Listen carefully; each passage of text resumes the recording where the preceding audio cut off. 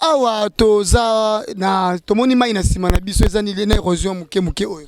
Érosion muke muke te eza érosion ya munene. Et bima na le 8 décembre novembre 98. Vous allez voir de l'autre côté comment il est grand cette érosion. Ça avait dépassé jusque là pour vouloir casser tous les quartiers. Mais nous sommes mis en quand le président avait dit prenez-vous en charge. Nous nous sommes pris en charge. Quel président? Oh, mais ça, c'était le musée. Ah oui. Vous connaissez la phrase prenez-vous en charge? Je connais ça très bien. Voilà. Et nous nous sommes pris en charge. Nous avons tout fait pour que l'érosion s'arrête.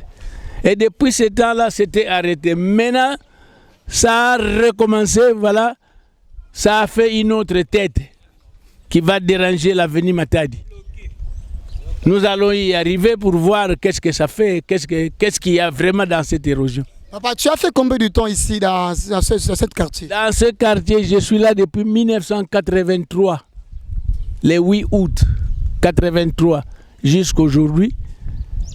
Nous sommes là, nous luttons pour que le quartier reste. Tu es locataire, mais comment? Mais vous avez vu ma maison, je ne peux pas être ici locataire et lutter pour que le quartier reste. Est-ce que les locataires élitent pour les maisons de leur... Vous travaillez où, papa? Je suis enseignant depuis 1955. Alors, finalement, en 80-81, j'ai ouvert une école. Je suis le responsable de l'école d'Anel. Promoteur. Njili, voilà. Et ça va. Merci beaucoup. Tu es Bisakibino TV et Zara Radio. Tu es pour nous information qui toko. Merci na moi na maele cameraman intelligent mais Jacques Panzu o atika kabino te Ernest Obana poto bolanda kayenga aleluya radio.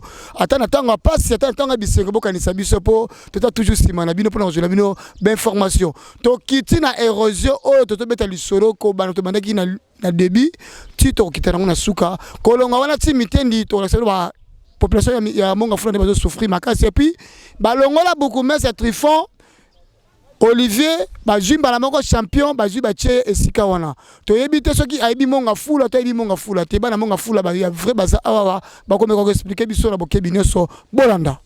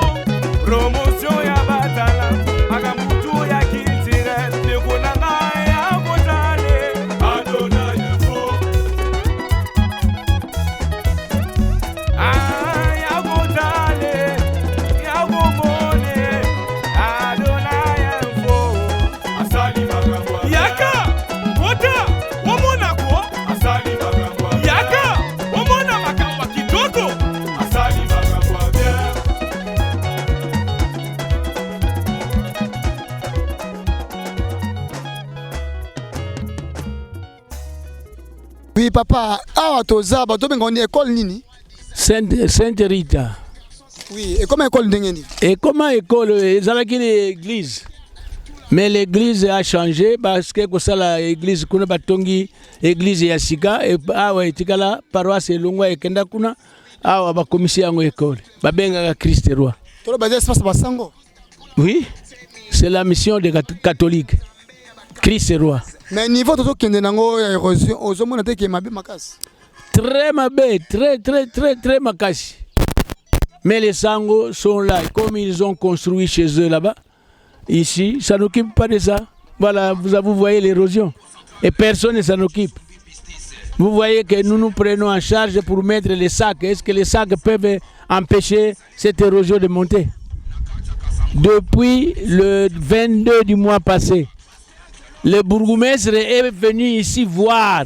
Il nous a promis qu'il va envoyer l'OVD avec des tracteurs pour venir travailler. Jusqu'aujourd'hui, il ne s'est même pas fait voir ici. Il ne vient pas, il n'envoie personne jusqu'au moment où nous parlons. Nous ne savons pas s'il existe à Kinshasa, s'il n'est plus à Kinshasa. Oui, quel bourgmestre? Vous avez 3 bourgmestres ici? C'est le bourgmestre de Mongafula. Il s'appelle comment? Je ne le connais même pas, je ne l'ai jamais vu en tant que notable. Je ne l'ai jamais vu, il n'est jamais venu ici. Il s'appelle Mopanga. Bon, je ne connais pas son nom. Oui, ça va. Message na yo eza nini na bandeko o bazolanda biso na mikili ya poto. Bazabe na mapango na bango, basoma mapango na bango na commune ya Mongafula. Mongafula ko kende na suka vraiment. Koroba nini? Ah, mais maintenant, nous ne pouvons faire que des cris d'alarme. Parce que au Congo, il faut toujours crier passi, Nzambe salisa biso, pendant qu'on nous appelle suffisamment riches. Mais foule peut ça de maladie, population. Oui, mais il peut ça maladie, mais pour enlever ces foulous ici, il faut de l'argent maintenant parce que. On a posé la foule et qu'on érosion, mais foule parce que ça salte pour maladie et l'issue. Non, foule et qu'on dit qu'on a érosion, bah pousse nani yango et qu'on a érosion. Ensuite, mais planifié parce que d'abord c'est une école, vous entendez. Et les enfants sont en grand nombre, plus que 2000 ici. Mais tout le monde a bilanga awa banda commission de Ezinda de Namaya Makelele. Mais Ezinda na érosion, vous voyez ça. Ezinda na érosion banda kwana, Ezinda na érosion. Yangai bomoni ndakwana soki na salaki makasi te ndena sina longwa awa, ndena kenda. Parce que l'érosion est passée dans ma parcelle et les gars qui tina balabala manswachi ça. Ça va, merci beaucoup. On a un magazine à Bino Bolandaka Mingi et puis on a donné Info TV. To l'axarabino ba responsable. On va passer cette information tina source c'est vraiment. Tozo kota na kati ya lopango oyo to landa susu lopango monsieur Zawana to banini komela ki bango pe li susu et puis tota toujours na papa le notable aza promoteur ya école mais afana kana monga fula za école na Njil. Njil eza milieu oyo ezanga érosion érosion za nango mais monga fula vraiment bana poto so za na monga fula. Tout na quartier ni po monga fula edo pesa vraiment pas si mais chaque panzu to koti na kati. Voilà.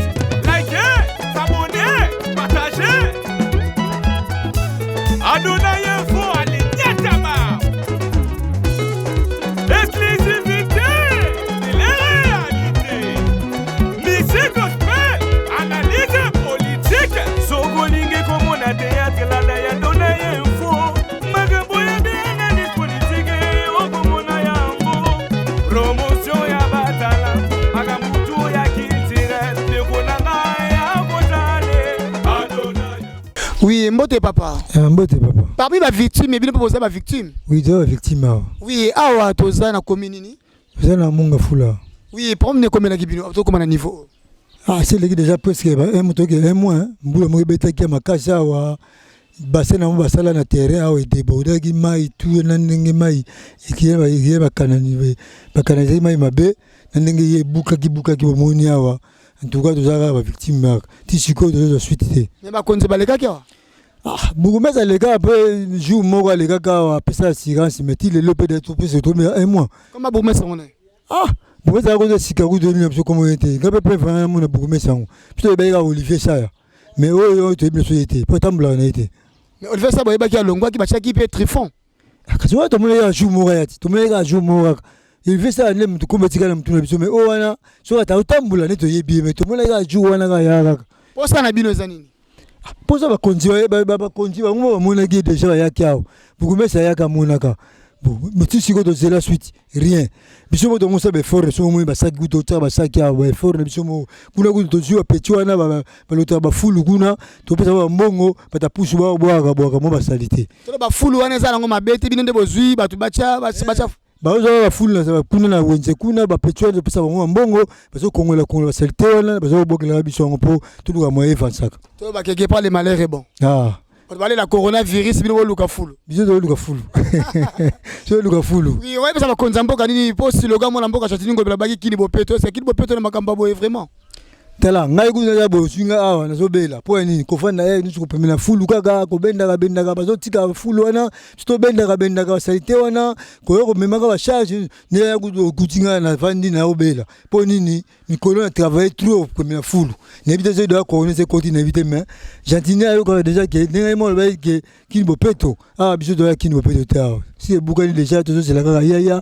ayo mona kini be rose kini borosion to ele mo zata biso mo do so effort biso mo wa to senga ki ba $5 to tsaki pour que tracteur ya pour benda ba kondozeli bango bazona bango te to mona wese mo mupandi botongi sika wese peke wese tikali ga ngo tikali ne wese mtikali kutu wese to zo kota bo to sofa wese betikali ndako kwei ndake ko wese tikali seke bayibi nzungu bayibi ufiru batiki nzungu voilà mbala nini pasi merci beaucoup sangama wabo secrétaire de la place vraiment makasi toza na Adonai Info Télévision docteur ozolanda biso na bokebi nyonso na Mesha Kipanzunga Alléluia toza apona ko information makasi kolonga atoke mitendi po balobi komini ya mbonga fula vraiment eza ya kobeba makasi tokosenga na mona mboka chatini ngobila kotala ka kini bopeto sengeli moto asokola mutuna ye malamu apo aluka déjà soin nzoto na yika kate mais kimo peto za sur le gamoko makasi vraiment bande kopé abazo luka lisungi tala bango na miso ya mawa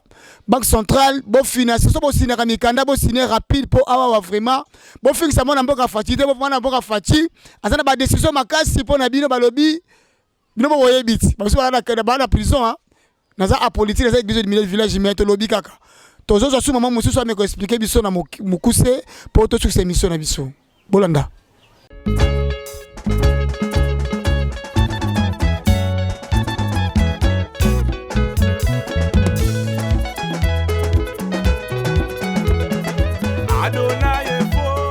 sali biso pasi bomoni ngai na fandi vraiment awa wana souci na mawa makasi komona mama oya mukolo papa to tambola azoloba na ngai to so na yiwana azala 84 ans d'âge maman na bité na âge ni ngai papa na botama na 1946 bongo papa naza na souci makasi bozo mona ngai nazoloba nkutu te kolia nazomona posa kolia te to moni erozo munene na simanda kuna eza nini ibulu esalamaka mukolo wana bango banani bayaki comme nani groupe député bayaki awo député bourgmestre ayaki awo bakosi biso tozokende boye lobi tracteur ezoya libulu wana esalamaka de combien les jessi nani ezoya tracteur banda mukolo wana namonaka bourgmestre te namonaka chef nsingi te mutu moka wuti soko kote ni na wutaki prophète ayako yiba biso mbongo na maboko tracteur zo ya to koma lundi mardi vendredi samedi yibi biso mbongo na maboko ti lelo tozo lela papa tozo lala te sobo moni mbule beti to bimili banda soko mbule bandi to bimili banda kutuna ba commissionnaire ba locataire ba lingine bango ya te ngoni ndako esa vidi ndako combien de chambres des chambres mais combien na monga fula ya commune moko lix ba twali ngoko tate point ba pona libulu bazo banga pona libulu ngana lela kana bandako bino moko ba yebi soko na komi mpaka boye na loni manyoko na ngana loni tomato na ngana loni nani biloko wani yango lesa ngai bongo sikoyo ba kiria bazo lingo kota te pona libulu gouvernement pardon yako sala biso libulu yako sala biso libulu pardon soko mbule zo beta to lala kana libanda bokomela ki hôtel de ville bakomela biso te to yebite commission nani alobaki akei azoya nani bakomi kuna na yebi na ngata so bakoma malo na ko hôtel mate papa hôtel de ville na ko kenla ndenge nini nazana mwana te mwana yake nango akufa na telka nga moko boy pona sala bandako nanga pona lela Siko tala ndenge na komi.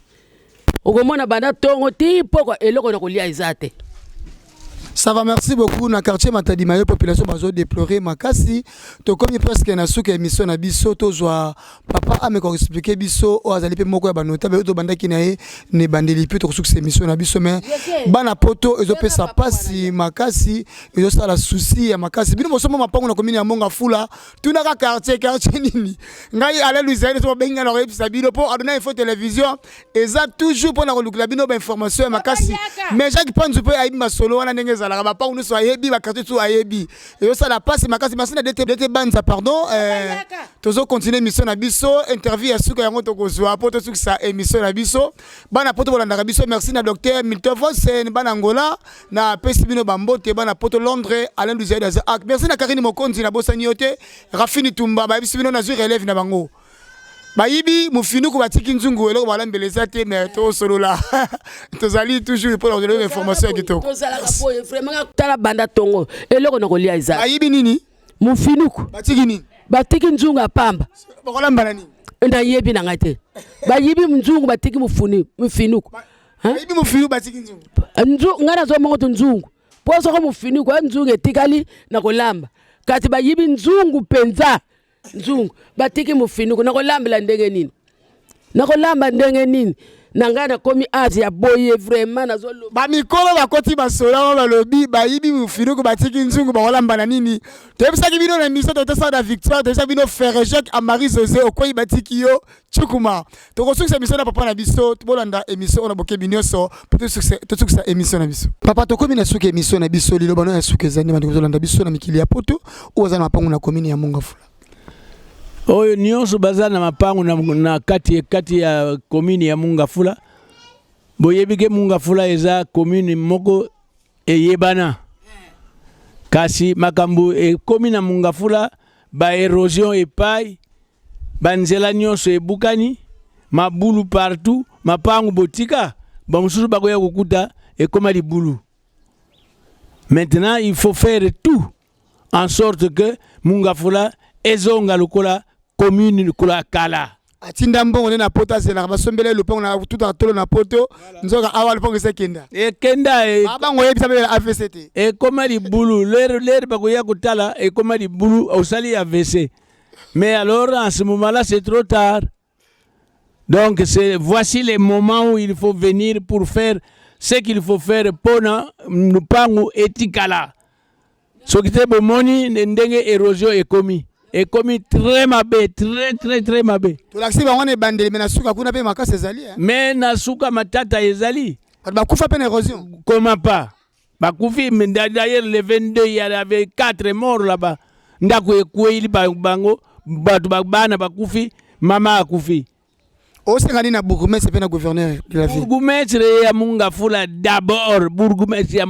d'abord doit prendre ses responsabilités.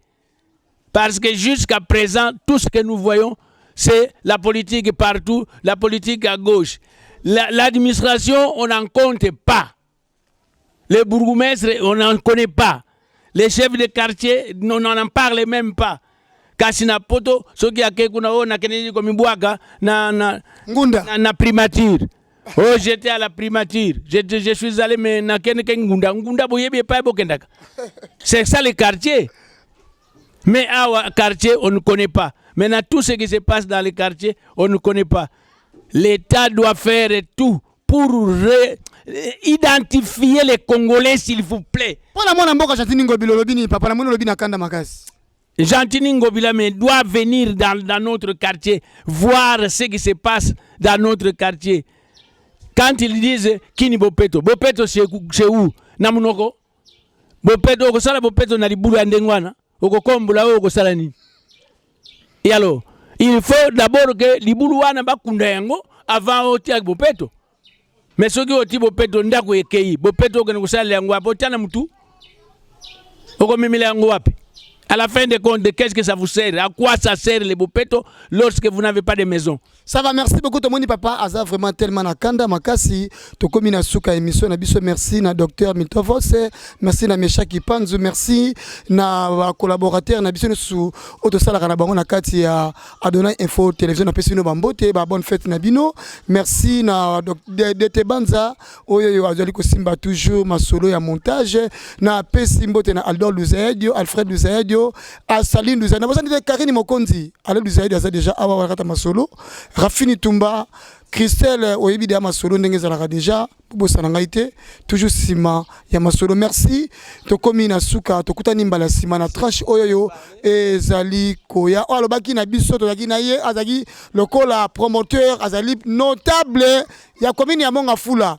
Yo muto kenda photo kala osomba lipango na Mongafula ebake Mongafula ese kufi nango déjà lukana selemba ukuna na sena kitokimosi po Mongafula usomba wapi na mitendi na mitendi na kimvula na joli site otuta katolo na kimvula na joli site na sebo berosion ezo to senga na bana mboka ozana mikili ya poto ba diaspora bokenda tongo botinda mboba bandeko na bino bosala ka suivi yo ndo somba lupangu na yo ocha mutakengela lupangu yebake ekutu azana bozuite ponda kuta futa raté bonga acha somba saka cha wapi merci la docteur Mitofose, ma bonne fête à Pessino Mambo de Sika Bozali.